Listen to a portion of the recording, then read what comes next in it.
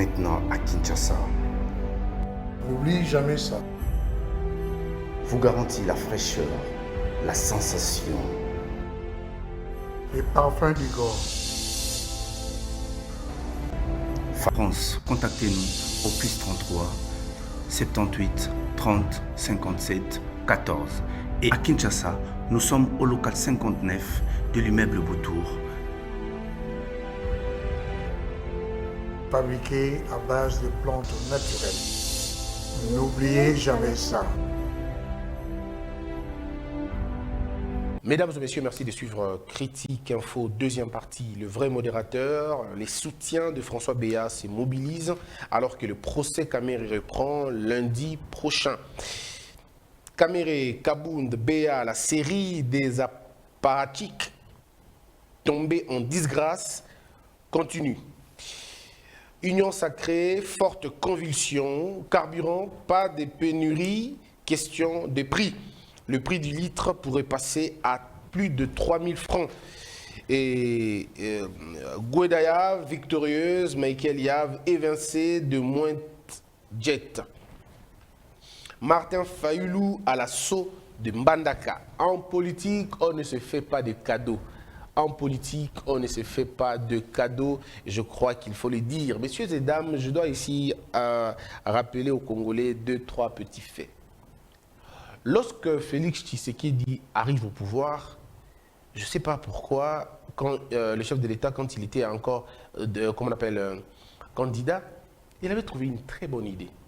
La bonne idée, c'était de dire aux Congolais, bon, écoutez, quand je serai au pouvoir, on va regrouper le pays. C'est ce qu'il nous avait dit. On va regrouper le pays. Et moi, j'avais salué cette promesse. J'avais salué cette vision. Pourquoi? Mesdames et messieurs, je voudrais ici vous lire. Parce que moi, ça me conforte dans ma position quand je pense comme beaucoup de gens assez intelligents. Ça me réconforte. Je me dis, ah donc je ne suis pas, je ne me trompe pas. Souvenez-vous, pour ceux qui me suivent depuis un certain temps, ils savent que j'ai toujours dit, parmi les innovations que nous allons apporter dans la 4e République, c'est rétablir la RDC, revenir dans l'ancienne configuration de 11 provinces. Parce que regardez, messieurs et dames, Atabino Moko, comment vous pouvez réussir avec 26 si vous avez déjà échoué avec 11 seulement? C'était quoi l'idée derrière la tête? Dites-moi, c'était quoi l'idée derrière la tête? Vous n'arrivez pas à construire les 11 provinces. Il n'y a pas de route qui relie les 11 provinces. Vous n'avez pas assez d'infrastructures pour 11 provinces.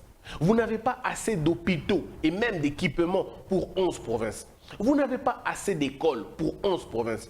Vous n'avez pas assez d'instruments pour 11 provinces. Vous n'avez pas assez de revenus pour 11 provinces. Vous n'avez pas assez de salaires pour tous les personnels de 11 provinces. Mais par quel mécanisme vous vous empressez à avoir 26? Ça veut dire que vous ne doublez même pas. Vous allez au-delà de ça. Quelle est l'idée? Alors que l'histoire du pays rappelle qu'à une certaine période, on avait 24 provinces. Ici au Congo. Et à une période, on avait 24 provinces. Mais on s'était dit, non, on ne peut pas continuer comme ça. Reculons pour mieux sauter. Nous sommes passés de 9 provinces à 11 provinces. Mais pourquoi? Quelle est la mouche qui nous a piqué pour passer de 11 à 26? À ta 15 T, à ta 14 T, à ta 16 T, pouf, Mbalamogo 26 provinces. Et qu'est-ce qui se passe dans les 26 provinces? Il faut le dire aux gens, parce que les gens ne comprennent pas et les gens ne veulent pas qu'on leur dise la vérité. 26 provinces, ça veut dire 26 gouverneurs. 26 provinces veut dire 26 vice-gouverneurs. 26 provinces veut dire 26 assemblées provinciales. Ça veut dire 26 présidents d'assemblée provinciale, 26 rapporteurs, 26 questeurs, 26 questeurs adjoints. Est-ce que vous imaginez pléthore pour créer Wana? Et aujourd'hui, vous vous plaignez de ne pas pouvoir payer les 26 provinces, les 26 assemblées. Mais où auriez-vous l'argent pour payer tous les 26 membres de bureau? Ils ne sont même pas 26 membres de bureau. Non, où auriez-vous l'argent de payer les membres des 26 bureaux? Parce que vous avez une assemblée provinciale. Le Congo, on a 26 provinces. Et toutes ces provinces-là, il y a une assemblée provinciale. Il y a un membre du bureau. Ça veut dire que vous avez un membre du bureau, il y a 26 bureaux. Il y a 26 provinces. Cet argent viendra d'où? Ça, on ne le dit pas. Est-ce que vous imaginez un peu? C'est-à-dire qu'aujourd'hui, il y a des assemblées provinciales au Baza, ils sont sous les manguiers. Il y a d'autres assemblées provinciales qui exercent dans un hôtel, dans une salle de fête, il y a un hôtel. Des ministres provinciaux, il y a moto. Ministre, il y a moto. Ça veut dire qu'il y a le droit de taxi, dans moto, dans ce pays. On a ça. En province. Pour des raisons inavouées qu'on ne connaîtra pas, on a dit, bon, découpage. Mais le découpage est un frein pour ce pays. Le découpage ne nous a pas aidés et ça ne peut pas nous aider dans les conditions au Tozanango. Les préalables de la Cabo, construire dans nos États, vous construisez une administration, vous avez la maîtrise de l'État. Vous avez la maîtrise du territoire congolais. Vous savez au moins qu'avec le peu de ressources, les provinces enregistrent quel type de ressources. Si vous faites cette expérience pendant 10 ans, 15 ans, 20 ans, vous avez la maîtrise totale de l'affaire et vous avez vous-même parcouru 2-3 présidents qui sont passés, l'administration s'est dépolitisée, la territoriale maîtrisée, vous pouvez maintenant commencer à dire, bon ok, une province elle est quand même plus grande, hein. Elle est quand même beaucoup plus grande, on va un peu dispatcher. Vous commencez à dispatcher les provinces les plus grandes. Mais vous n'allez pas faire ça comme ça, boum, balamoko. Cette mesure était constitutionnelle, c'était un appel, c'était une vision, c'était une projection. C'était une projection constitutionnelle. Mais ce n'était pas un impératif qu'il fallait le faire absolument. Non, c'était une promesse électorale, pardon, une promesse constitutionnelle. C'était une projection constitutionnelle. On se dit, on va aller dans ce sens-là. Mais nul ne nous obligeait de le faire. Voilà. Aujourd'hui, est-ce qu'on peut s'arrêter en chemin et dire, évaluons maintenant le découpage? Mais le chef de l'État avait une très belle idée. Mais quand il est arrivé au pouvoir, les gens certainement lui ont fait comprendre que, Monsieur le Président, c'est une mauvaise idée que de revenir en arrière. Bon, ça c'est toujours ce que les gens nous disent. Mais, mesdames et messieurs, tous les pays du monde ont reculé par moments. Quand ils ont eu des projets assez démesurés, tous ont reculé. La France a reculé, l'Allemagne a reculé. Tous les pays du monde, à l'exception d'aucun, tous les pays ont fait des avancées et puis ils se sont rendus compte que pour se préparer. Il n'y a pas de honte que de revenir. Il n'y a pas de honte de trouver les mécanismes nécessaires et dire on est allé trop loin, revenons d'abord à Niakala. Parce que chez nous, ce qu'il y a à dire, mesdames et messieurs, nous avons deux choix. Soit nous revenons à 11 provinces, soit nous revenons à 14 provinces. Ça veut dire quoi? Ça veut dire qu'il y a 11 provinces, mais nous regardons les provinces qui ont pris l'élan. Parce que dans le découpage, il y a quelques provinces qui ont pris l'élan. En dehors de. Même alors qu'on dit l'élan, mais si on veut véritablement construire un État, on dit non. Revenons à 11. Repartons maintenant. Construisons maintenant. On se donne un délai. On se donne un temps. On se dit, bon, on va revenir dans 10 ans, on va revenir dans 15 ans, on va voir ça dans 20 ans. Et après 20 ans, vous pouvez commencer à le voir. Parce que moi, je vous dis, le Congo finira par... Retenez la date d'aujourd'hui. Le Congo finira par être un État fédéral. Ne vous en faites pas. On finira par être un État fédéral. Ça prendra peut-être 30 ans, ça prendra peut-être 40 ans, mais on finira par être un État fédéral. Les provinces que vous voyez là deviendront des États demain. Parce que le régime présidentiel que nous voulons va s'accentuer à niveau. Mais c'est une affaire qui peut prendre 30 ans, 40 ans. Moi, ça ne me gêne pas. Mais au moins, on est dans la projection. On est en train de travailler pour que demain soit meilleur. On se dit, ben, voilà, Équateur, ça sera un État. Ça sera l'État de l'Équateur. Le Katanga sera un État du Katanga. Et c'est comme ça. Là, c'est déjà toutes les crises tribales, guerre ethnique, la tension sécessionniste. Et vous n'allez pas aujourd'hui parler du fédéralisme dans l'État autour sinon le Katanga partira. Le Kivu partira. Mais qui si on a milité tout ça, le fédéraliste, c'est fini, on est parti. Mais on peut geler ce temps, construire un sentiment national, construire un sentiment patriotique. Et puis maintenant, après, 30 ans, 35 ans, 40 ans, on dit bon, ok, maintenant on va s'ouvrir un État. Comme le Nigeria a fait, c'est un État fédéral. On peut réussir à le faire si nous voulons véritablement. Mais les Cambo Togoloba, il y a 26 provinces. Et où tu as pi. Je vais vous lire un article d'un aîné, Moïse Moussangana, pour qui j'ai beaucoup de respect. Malheureusement, je n'ai pas le phare en dur, parce que c'est dans le phare qu'il a finalement publié son article, sa tribune. Moïse Moussangana, il dit ceci. Les retards de paiement des émoluments des rétrocessions en province, héritage des Matata. Il dit, décriant la mauvaise gouvernance au sommet de l'État, Matata Mpogno s'est désolidarisé, des députés et gouverneurs provinciaux qui accusent les retards de plusieurs mois en termes de paiement des émoluments et rétrocessions. Cette situation remonte à son avènement à la primature, voire longtemps avant. Elle a été amplifiée sous son mandat avec le découpage territorial. En fait, moi, je ne parle pas contre Matata, hein, il faut vraiment que les gens comprennent. Je vous parle de l'administration de la Kabylie, parce que le piège dont je parle du découpage, je ne l'attribue pas à M. Matata. Le piège, je l'attribue à l'administration de la Kabylie. Et voilà, à l'administration de la Kabylie.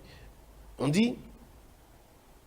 Elle a été amplifiée sous son mandat avec le découpage territorial. Pourtant, en décembre 2009, l'ancien président de la République, Joseph Kabila, avait pris les devants face au Congrès pour expliquer le rendez-vous manqué. Dans son discours sur l'état de la nation, il avait laissé entendre qu'une contradiction majeure devait être absolument résolue avant cette réforme, à savoir, d'une part, l'exigence de la mise en œuvre dans le délai prévu d'une décentralisation d'essence constitutionnelle, du découpage du territoire national et de 26 provinces, et d'autre part, le double impératif de garantir la viabilité de toutes les provinces au regard de la modicité des ressources disponibles et de consolider au préalable l'autorité de l'État à peine rétablie dans un environnement où les forces centrifuges n'ont pas nécessairement dit leur dernier mot. Malgré cette réserve du président Joseph Kabila, l'on est passé, sans avoir rien accompli, à une vitesse supérieure en février 2015 pour procéder au découpage territorial. Sans doute pour des raisons inavouées, pourtant une étude menée sous la direction du ministre Matata de décentralisation par des experts de la Banque mondiale, de la coopération belge et de la division des réformes du secteur privé et de renforcement des capacités des PNUD avait révélé que bien que bénéficiant d'un important soutien politique, le découpage va aggraver davantage les difficultés budgétaires en termes de ressources adéquates aux provinces et de respect de l'obligation constitutionnelle de la rétrocession. Dans la mesure où la plupart des centres, des districts, futures capitales des provinces créées, n'ont pas d'infrastructure de base et la situation est pire dans les lieux autres que les chefs-lieux des districts, l'on avait ainsi opté pour le découpage graduel. Mais le gouvernement Matata en a décidé autrement. Et comble de tout, le Premier ministre avait même déclaré manquer 2 millions de dollars pour organiser les élections de gouverneurs et de vice-gouverneurs, pourtant essentielles à ces nouvelles provinces. Lors de l'élaboration du collectif budgétaire en mai 2016, un montant de 50 millions de dollars, du reste jamais décaissé, avait été alloué au titre de fonds destinés à la construction, notamment des édifices publics devant abriter le gouvernorat, les sièges des assemblées provinciales, des résidences des autorités, voire des routes urbaines pour des provinces qui en sont dépourvues. Alors que le coût d'installation des dites nouvelles provinces était estimé à 3 milliards de dollars par certains organismes, alors vice-premier ministre et ministre de l'Intérieur, Évariste Bochab, était passé aux aveux. Une réforme sans ressources n'est pas une. Alors, si vous entendez, vous avez vu le tableau donc, je crois que vous avez vu le tableau, excusez, peut-être les écritures n'étaient pas très lisibles, mais c'était pour vous dire tout simplement que nous avions déjà compris que échoué qui la réforme, mais ils ont quand même forcé la main à aller. Est-ce que c'était pour faire mal à Katumbi? On ne sait pas. Est-ce que c'était pour faire mal à Bemba? On ne sait pas. Donc, à un moment donné, je me dis, mais est-ce que nos hommes, nous diriger donc aujourd'hui, quand M. Matata s'est plaint du fait que les députés professionnels ne sont pas payés, M. Matata devrait savoir que cette histoire entretenait qui en gros depuis le début. Et moi, je l'avais dit, on avait déjà échoué, on aurait dû se calmer un peu, dire, bon, on va voir dans la bonne direction. Mais malheureusement, on ne l'a pas fait. Donc voilà un peu mon point de vue sur la question du découpage. Je demande au président de la République, c'est vrai, c'est presque trop tard maintenant, de revenir dans 11 provinces, mais si le président de la République, parce que je sais qu'il sera réélu en 2023, je demande au président de la République de revenir lors de sa campagne électorale, que le chef de l'État inscrive ça. Donc, à mon avis, je demande au chef de l'État de faire deux choses. Lors de la campagne présidentielle, que le président dise aux Congolais qu'il va remettre le pays dans 11 provinces, que le président dise aux Congolais qu'il va refaire la Constitution, que le président dise aux Congolais qu'il va instaurer un système présidentiel. Si lors de la campagne, ces éléments figurent, et on le fait bien, parce que moi j'ai les éléments nécessaires pour convaincre les gens sur la question. Parce que les gens qui me suivent déjà sont d'accord avec moi, la plupart d'entre eux.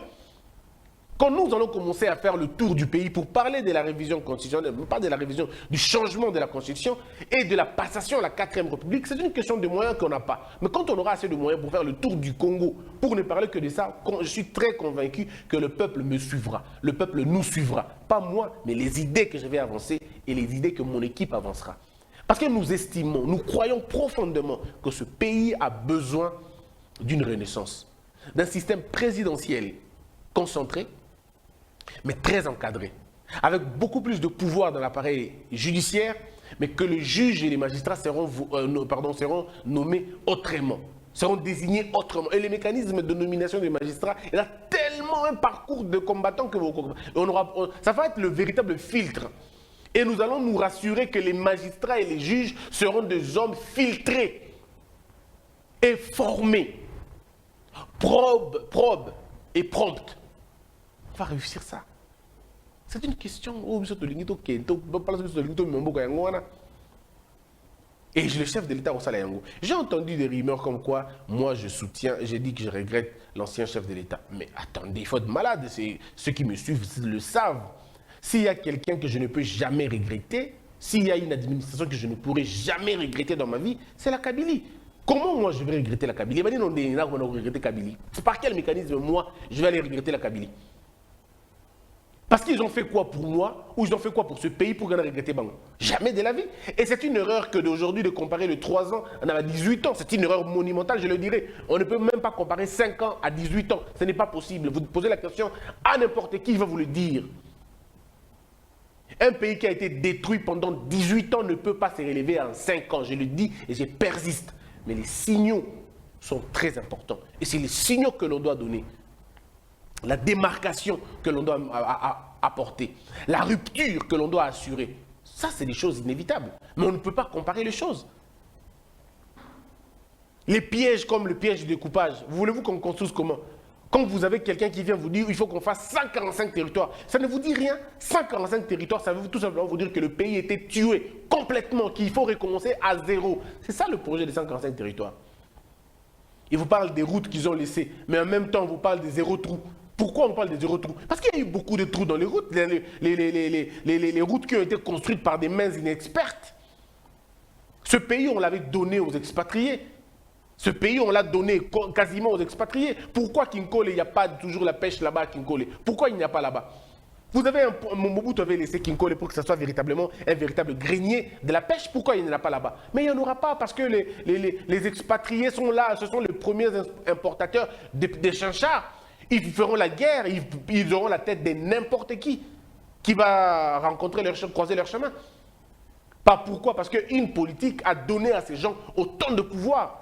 Et quand on veut le dire, on ne nous dit pas. Il n'y a pas de gouvernement. Il n'y a pas de gouvernement. Ça veut dire qu'il y a des choses où il ne faut pas comprendre. Mais il faut comprendre. Parce que la ligne de comprendre. Mais il faut dire ça. Il faut dire convenablement ces choses. Et puis il faut le dire bien. Donc c'est à nous maintenant de décider de unir tout ça pour l'embout cannabis et ça bisonne tout là haut tout ça la monde moi je ne peux pas du tout soutenir la rentrée de Kabila et puis de toute façon je le vous ai dit monsieur Kabila pour qui j'ai beaucoup de respect et d'estime ne rentrera pas, il ne pourra pas rentrer. Je vous dirai quand ça sera vraiment chaud.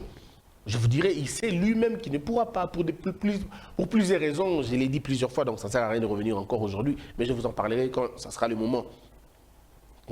Donc bref, vous avez compris, et ça c'était une belle mise au point, il faut battre comprendre. Christian Bossembe ne peut pas regretter l'administration de la Kabylie. Encore que je peux vous rassurer, entre les deux, Félix Tshisekedi l'emportera sans problème. Et ça, je peux vous garantir. Le Premier ministre a présidé ce mardi la cérémonie de lancement des activités de l'atelier de confection des tenues militaires, une initiative du gouvernement mise en œuvre par le ministère de la Défense nationale pour ainsi promouvoir la production locale. Détournement de fonds du tournoi interscolaire panafricain, certains conseillers du ministre de l'EPST sont en fuite. C'est le sauve qui peut, dit une source.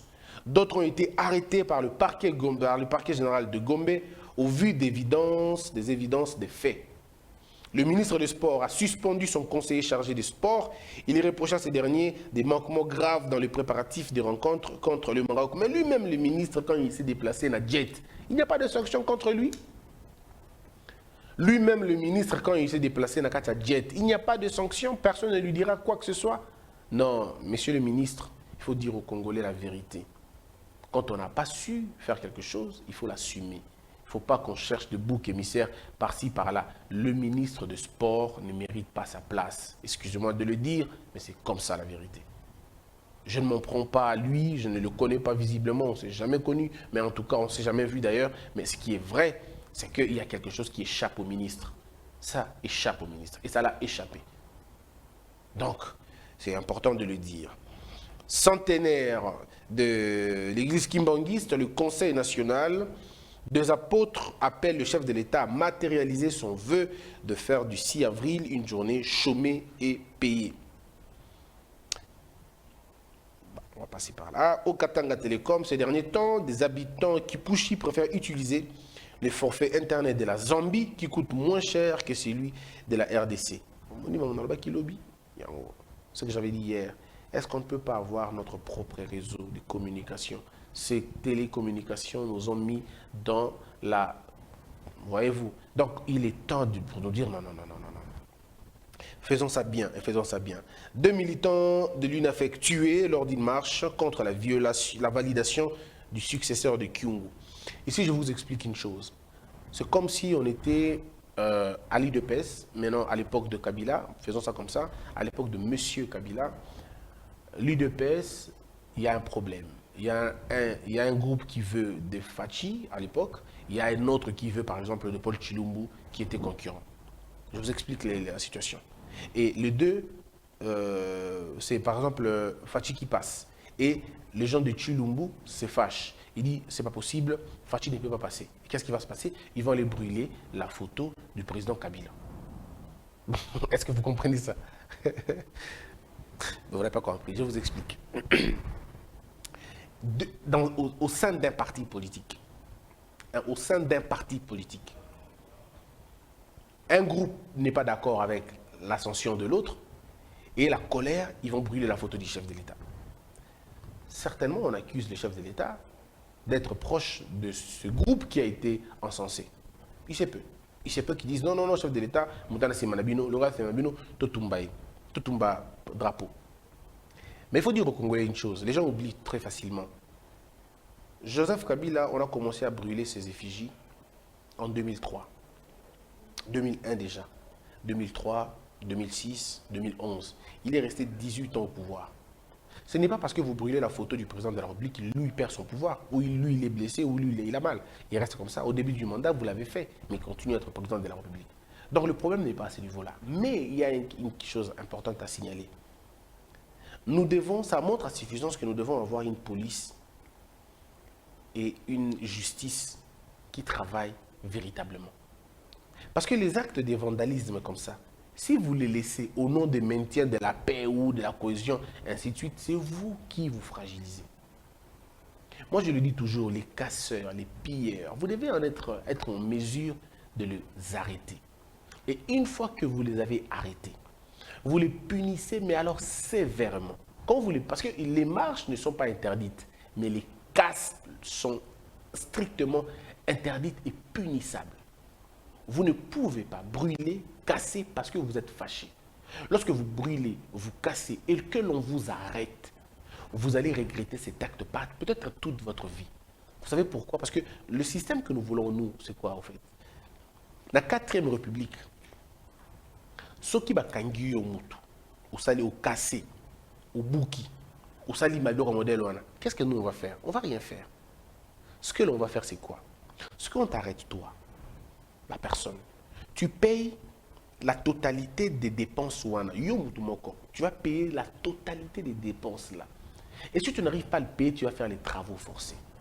On va dire les travaux forcés, ils ont interdit. Ils ont interdit la constitution au bino besoin mais dans notre constitution, ils ont l'interdité. Dans notre constitution, d'ailleurs, on aura la peine de mort. Dans la constitution, l'abolition de la peine de mort. Non, nous, on aura la peine de mort. On va réinstaurer la peine de mort. À certains degrés d'information, pardon, d'infraction. Il faut être dur et très sévère avec les criminels, avec les bandits, les voyous. On ne peut pas vivre dans la voyoucratie. Le pays ne peut pas être à l'abandon de voyous et des bandits qui, chaque fois qu'ils sont fâchés, ils partent brûler. Non, non. Aucune raison ne peut justifier la pratique du mal. Aucune raison. Aucune raison ne peut justifier la pratique de la brutalité. Ça ne s'explique pas. Les citoyens doivent commencer à contrôler et à contenir leurs émotions en fonction de la rigueur de la loi. Parce que problème à deux niveaux. Le parti dans lequel vous appartenez sera sanctionné à payer le dommage. Et le parti sera sommé à nous livrer les gens. Donc le parti déjà lui-même va organiser sa brigade. Donc quand le parti demande aux autres qui marche, il n'y a pas de problème, on vous laisse la main. Parce que nous, dans la 4e République, ce que nous souhaitons, c'est que ceux qui marchent, ils ont toute information. Disons, ils ont la permission, et vous avez la carte d'autorisation. Vous n'allez même pas demander la permission. Vous n'allez même pas, vous allez juste envoyer comment on appelle ça, l'itinéraire. Il n'y aura pas d'entretien avec dans TTT. Voilà ce qu'il faut faire. Vous dites que dans ton marché, par exemple, on a triomphal. Même s'il y a des travaux qui sont faits là-bas, il n'y a pas de problème. Vous voulez marcher là-bas, il n'y a pas de problème. Mais regardez, les travaux qui sont faits là-bas, l'État congolais a déboursé 2 millions de dollars. C'est les travaux qui sont faits, 2 millions de dollars. Donc si vous allez, que vous cassez, vous payez les 2 millions de dollars. Votre parti paye les 2 millions. Et si votre parti paye les 2 millions, pas seulement ça, vous payez les 2 millions de dollars, mais l'État vous soumet à une sanction autre que ça, ça veut dire on donne 2 millions, vous n'allez plus exercer la marche Nabino pendant 6 mois na place ouana. Donc Bino, na marche Nabino, bon, ça la rassure na triomphalité pendant 6 mois. Mais vous foutez 2 millions de dollars. Et ceux qui vous foutent 2 millions de dollars, 6 mois, vous salaté, vous comprenez bien. Après tout le temps, vous savez, vous ça marche. Ok, ça marche partout, mais na triomphal sauté. Parce que vous ça déjà. Oh, mais tu fous déjà. Oui, mais vous ça rapide, donc c'est fini. Vous foutez ça sur un athée. Bon, on a besoin des itinéraires comme ça. Plus ils font des bêtises, plus vous les. Carte aussi, là, jusqu'à ce que temps, ça sous marche. Entre-temps, quand vous faites la première infraction, vous avez 6 mois. Deuxième, 1 année. Après 3 ans. Après 5 ans. Après dissolution du parti. Mais c'est fini. On dissout votre parti parce que vous êtes des inciviques. Le parti est censé éduquer les membres. Quand un parti a échoué à éduquer des membres, c'est que le parti a injecté des criminels et des assassins, des bandits, des voyous, des délinquants dans une cité. Et on ne peut pas tolérer ça. Donc si nous allons dans ces conditions-là, et qu'est-ce qui va se passer? Les partis eux-mêmes vont mettre en place des brigades de contrôle au sein du parti. Des marches, brigade de sécurité, membres. C'est tout. Tous les militants qui viennent aller à la marche, viennent à la marche, on les regarde. La brigade est en train de surveiller, même pas la police, c'est la brigade qui surveille. Parce qu'ils ont la partie. Et donc nous soumettons la partie, c'est le combo Batouana. Qui est ce parti qui va accepter de payer 2 millions de dollars? Le parti va se charger lui-même à vous amener la personne. Oh non, il y a qui, monsieur tel. Vous les prenez, vous les prenez et puis ils ont une sanction sévère. À 1 année, 2 ans de condamnation. Travaux forcés. Bazou battu na bolok. Ok, bolok côté. Non, ok, bolok côté. Ok, kanyama, c'est ça, les bilanga. Tout ça, la peinture, tout ça, la peinture, na fonction publique. Ok, que ça, peinture pour nous. Bah, formé pour 1 mois, aller, ça la peinture gratuitement pour l'intérêt de l'État. Parce que tu as autant d'argent à payer sans la nécessité. Ok, ça la l'État. Et pendant autant de temps, jusqu'à ce que moi, Tant que ça la bongo, en fait, le problème c'est l'État des fois en Mobeko. L'État doit avoir une loi, une certaine, un certain ordre, une certaine discipline. Le terme arrive, une rigueur. Si on n'a pas la rigueur, c'est très très compliqué. Voilà l'État obligé de l'unité aux Anangonde Angwana. Beaucoup ça va bien, Marambo beaucoup ça là, on attend. Non.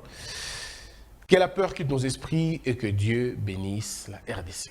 Debout Congolais, unis par le sang, unis dans le fort pour l'indépendance.